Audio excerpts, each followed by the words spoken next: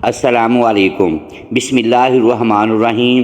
ناظرین، اللہ تعالیٰ نے اپنے پیارے نبی حضرت محمد مصطفیٰ صلی اللہ علیہ وآلہ وسلم کو وہ حسن و جمال عطا فرمایا ہے کہ جس کی دنیا میں کوئی مثال نہیں ملتی، اور مثال ملے بھی کیسے، کیونکہ اللہ تعالیٰ نے آپ صلی اللہ علیہ وآلہ وسلم جیسا حسین و جمیل کوئی اور بنایا ہی نہیں۔ صحابہ اکرام رضوان اللہ تعالیٰ علیہ اجمعین نے آپ صلی اللہ علیہ وآلہ وسلم کے کمال حسن و جمال کو نہایت ہی خوبصورت انداز میں بیان کیا ہے۔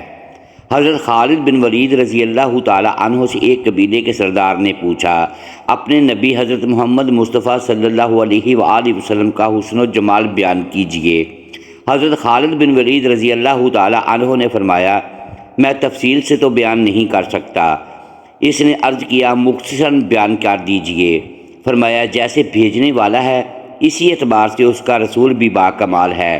حضرت حسان بن ثابت رضی اللہ تعالیٰ عنہ نے حضور صلی اللہ علیہ وآلہ وسلم کے کمال حسن کو بڑے ہی اچھے انداز میں بیان کیا ہے۔ آپ رضی اللہ تعالیٰ عنہ فرماتے ہیں، یا رسول اللہ صلی اللہ علیہ وآلہ وسلم، آپ سے حسین تر میری آنکھ نے کبھی دیکھا ہی نہیں، اور نہ کبھی کسی ماں نے آپ سے جمیل تر کو جنم ہی دیا ہے۔ آپ صلی اللہ علیہ وآلہ وسلم کی تخلیق بے عیب، ہر نقص سے پاک ہے۔ یوں دکھائی دیتا ہے جیسے آپ کے رب نے آپ کی خواہش کے مطابق آپ صلی اللہ علیہ وآلہ وسلم کی صورت بنائی ہے۔ ایک روایت میں سیدنا عبداللہ بن عمر رضی اللہ تعالیٰ عنہ بیان کرتے ہیں کہ ہم لوگ رسول اللہ صلی اللہ علیہ وآلہ وسلم کی خدمت اقدس میں حاضر تھے کہ ایک بدو آیا۔ اس نے شام کے شہر سیجان کا بنا ہوا جبہ پہنا ہوا تھا، جس کو ریشم کے بنے ہوئے بٹن لگے ہوئے تھے۔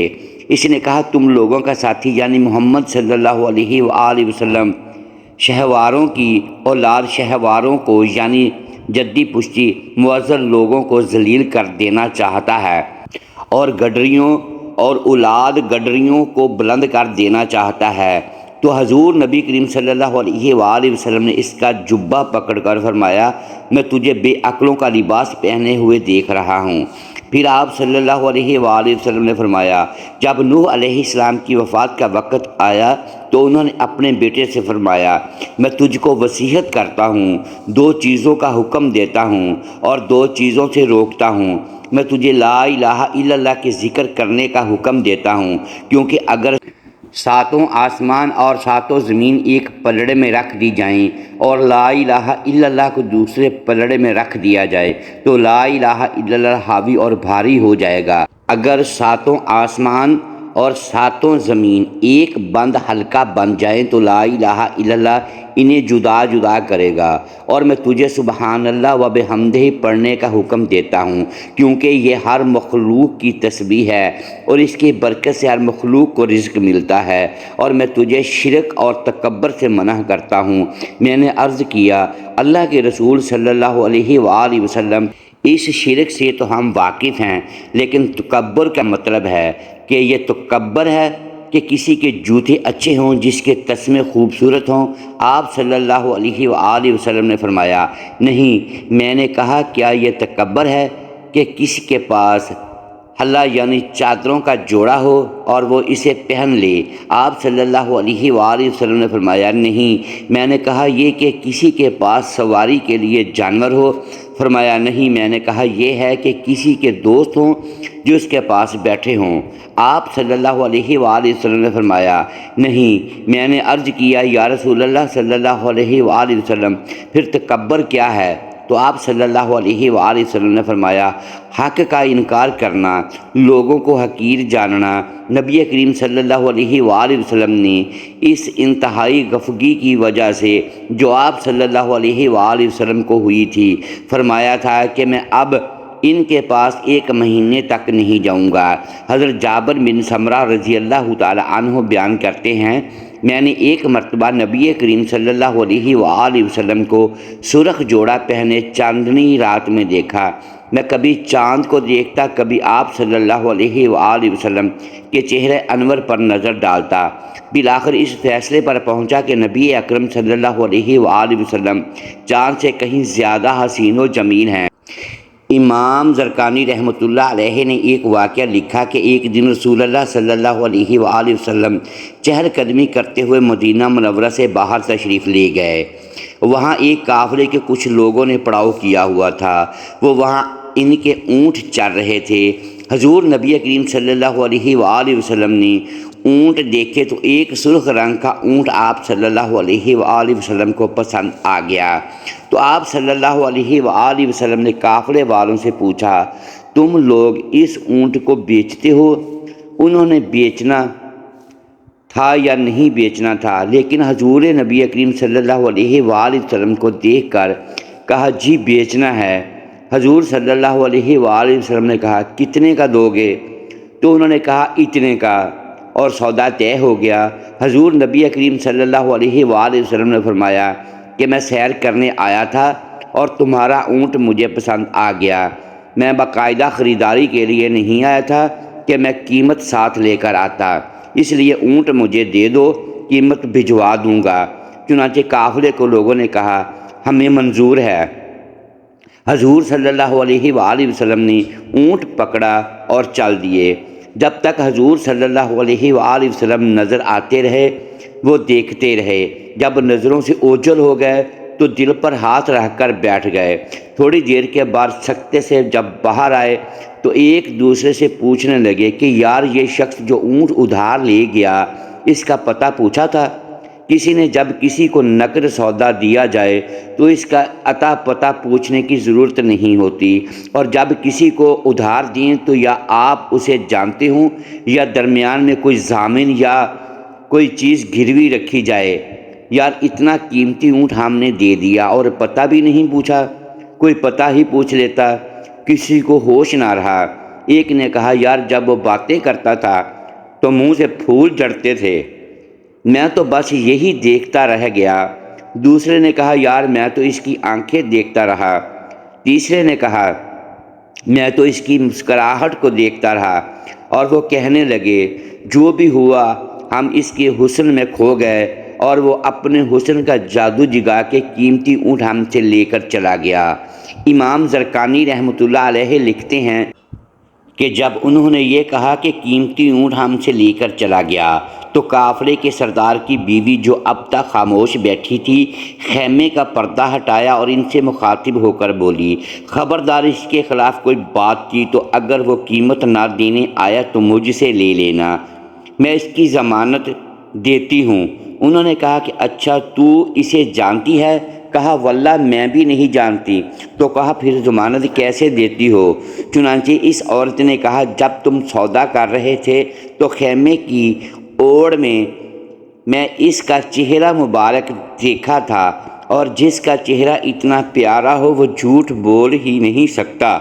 ابھی یہ باتیں ہو ہی رہی تھی کہ اتنے میں حضور صلی اللہ علیہ وآلہ وسلم کے غلام آ گئے۔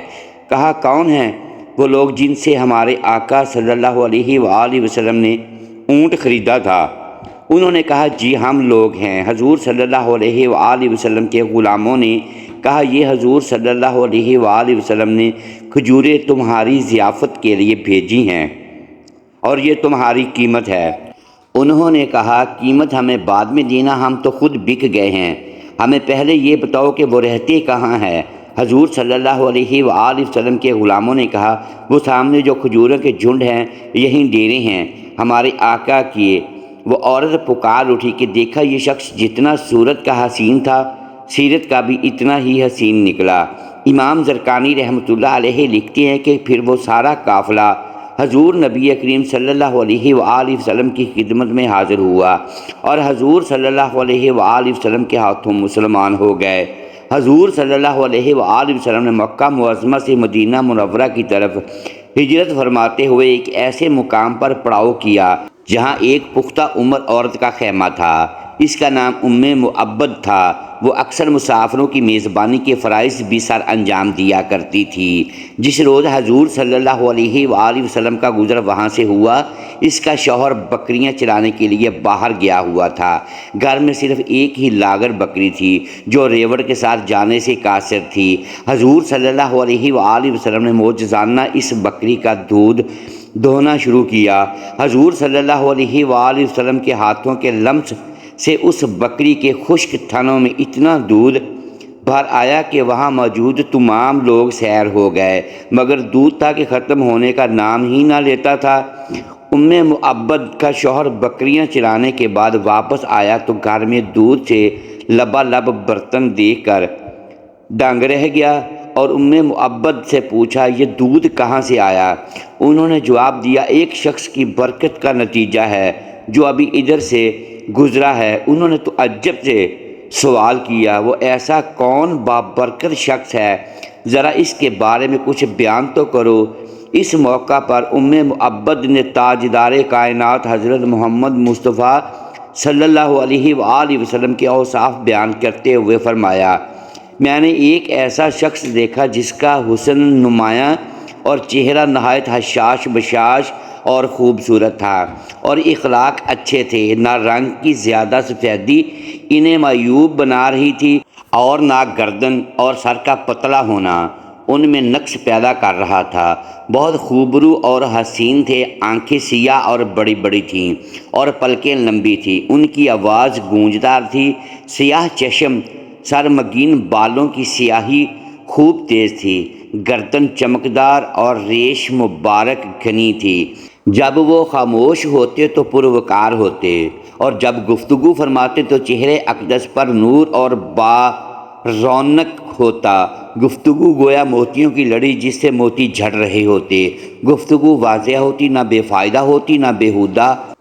دور سے دیکھنے پر سب سے زیادہ بارروب اور حسین و جمیل نظر آتے، اور قریب سے دیکھیں تو سب سے زیادہ خوبرو، شیریں گفتگار اور حسین دکھائی دیتے۔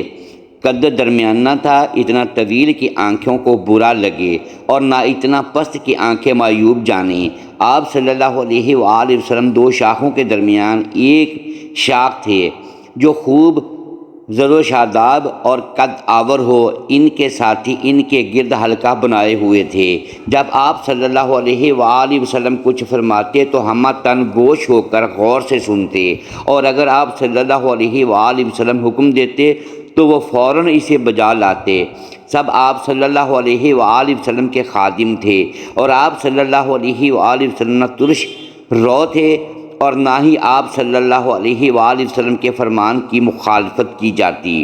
ابو معبد کا شوہر بولا، خدا کی قسم یہ شخص وہی قریشی معلوم ہوتا ہے جن کا ذکر میں مکہ میں سن چکا ہوں اور ارادہ کر چکا ہوں کہ ان کی صحبت کا شرف ضرور حاصل کروں گا۔ اگر کوئی ذریعہ میسر آیا تو ضرور ان کی خدمت اقدس میں حاضری دوں گا۔ یہ عرب کی ایک دیہاتی خاتون کا انداز بیان ہے جس میں نبی کریم صلی اللہ علیہ وآلہ وسلم کے حلیے مبارک اور سراپا کی تصویر کشی کی گئی ہے۔ ایک شخص در رسول صلی اللہ علیہ وآلہ وسلم پر کلمہ پڑھنے آیا۔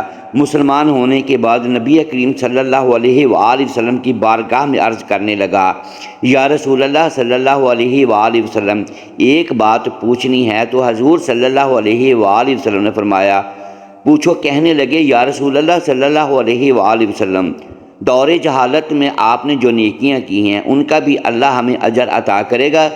کیا اس کا بھی اجر ملے گا؟ تو نبی کریم صلی اللہ علیہ وآلہ وسلم نے فرمایا، بتا تو نے کیا نیکی کی؟ تو کہنے لگے، یا رسول اللہ صلی اللہ علیہ وآلہ وسلم، میرے 2 اونٹ گم ہو گئے۔ میں اپنے تیسرے اونٹ پر بیٹھ کر اپنے 2 اونٹوں کو ڈھونڈنے نکلا۔ میں اپنے اونٹوں کو ڈھونڈتے ڈھونڈتے جنگل میں پہنچ گیا جہاں پرانی آبادی تھی۔ وہاں میں نے اپنے 2 اونٹوں کو پا لیا۔ اس کو جا کر میں نے بتایا کہ یہ 2 اونٹ میرے ہیں۔ وہ کہنے لگا، یہ تو چرتے چرتے یہاں آئے تھے، تمہارے ہیں تو لے جاؤ۔ انہی باتوں میں اس نے پانی بھی منگوا لیا۔ چند کھجوریں بھی آ گئیں۔ میں پانی پی رہا تھا، کھجوریں بھی کھا رہا تھا کہ ایک بچے کے رونے کی آواز آئی۔ تو بوڑھا پوچھنے لگا، بتاؤ بیٹی آئی کہ بیٹا؟ میں نے پوچھا، بیٹی ہوئی تو کیا کرو گے؟ کہنے لگا، اگر بیٹا ہوا تو قبیلے کی شان بڑھائے گا، اگر بیٹی ہوئی تو ابھی یہاں اسے زندہ دفن کرا دوں گا، اس لیے کہ میں اپنی گردن اپنے داماد کے سامنے جھکا نہیں سکتا۔ میں بیٹی کی پیدائش پر آنے والی مصیبت برداشت نہیں کر سکتا، میں ابھی دفن کرا دوں گا۔ وہ صحابی فرمانے لگے، یا رسول اللہ صلی اللہ علیہ وآلہ وسلم، یہ بات سن کر میرا دل نرم ہو گیا۔ میں نے اسے کہا، کہ پھر پتہ کرو بیٹی ہے کہ بیٹا ہے۔ اس نے معلوم کیا تو پتہ چلا کہ بیٹی آئی ہے۔ میں نے کہا کہ واقعی تو دفن کرے گا؟ کہنے لگا ہاں۔ میں نے کہا دفن نہ کر، مجھے دے دے، میں لے جاتا ہوں یا رسول اللہ صلی اللہ علیہ وآلہ وسلم۔ وہ مجھے کہنے لگا اگر میں بچی تم کو دے دوں تو تم کیا دو گے؟ میں نے کہا تم میرے 2 اونٹ رکھ لو، بچی دے دو۔ کہنے لگا نہیں، 2 نہیں، یہ جس اونٹ پہ تو بیٹھ کے آیا ہے یہ بھی لے لیں گے۔ وہ صحابی عرض کرنے لگا ایک آدمی میرے ساتھ گھر بھیجو، یہ مجھے گھر چھوڑ آئے، میں یہ اونٹ اسے واپس دے دیتا ہوں۔ یا رسول اللہ صلی اللہ علیہ وآلہ وسلم، میں نے 3 اونٹ دے کر ایک بچی لے لی۔ اس بچی کو لا کر میں نے اپنی کنیز کو دیا، نوکرانی اسے دودھ پلاتی۔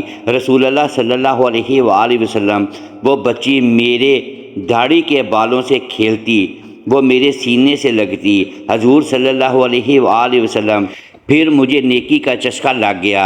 پھر میں ڈھونڈنے لگا کہ کون کون سا قبیلہ بچیاں دفن کرتا ہے۔ یا رسول اللہ صلی اللہ علیہ وآلہ وسلم، میں 3 اونٹ دے کر بچی لایا کرتا۔ یا رسول اللہ صلی اللہ علیہ وآلہ وسلم، میں نے 360 بچیوں کی جان بچائی ہے۔ میری حویلی میں 360 بچیاں پلتی ہیں۔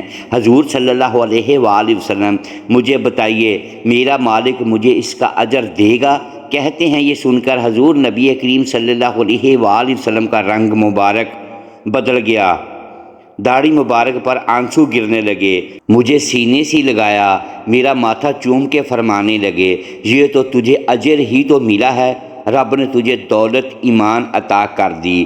اللہ تعالی ہمیں بہتر عمل کرنے کی توفیق عطا فرمائے اور ہمارا خاتمہ ایمان پر فرمائے، آمین ثم آمین۔ محترم ناظرین، کمنٹس باکس میں اللہ کے 99 ناموں میں سے ایک نام ضرور ٹائپ کیجئے۔ محترم ساتھیو، آج کی یہ ویڈیو آپ کو پسند آئی ہوگی۔ ناظرین گرامی، اگر اس ویڈیو میں دانستہ یا دیدہ دانستہ الفاظ کی درستگی نہیں کر پائے تو ہم آپ سے معذرت خواہ ہیں اور اللہ کے حضور معافی کے طلبگار ہیں۔ پیارے دوستو، اس ویڈیو کو لائک، شیئر اور اپنے اس چینل کو سبسکرائب ضرور کیجئے تاکہ ہماری حوصلہ افزائی ہوتی رہے۔ شکریہ، اللہ حافظ۔